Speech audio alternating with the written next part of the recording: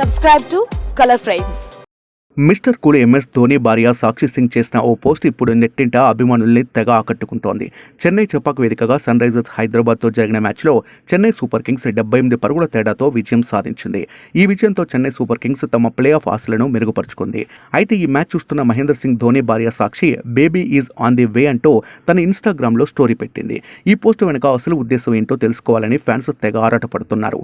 విషయం ఏంటంటే ధోని వైఫ్ సాక్షి సోదరుడు తండ్రి కాబోతున్నట్లు ఆమె చెప్పింది.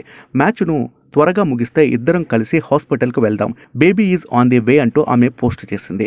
దీంతో ఎంఎస్డి అభిమానులంతా సోషల్ మీడియాలో కామెంట్లు చేస్తున్నారు. ధోని మామ కాబోతున్నాడంటూ విషెస్ తెలియజేస్తున్నారు.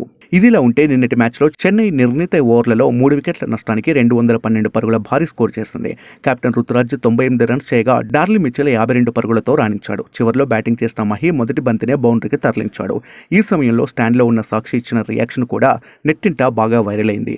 213 రన్స్ టార్గెట్తో బ్యాటింగ్ దిగిన సన్ రైజర్స్ కేవలం 134 రన్స్కే కుప్పకూలింది.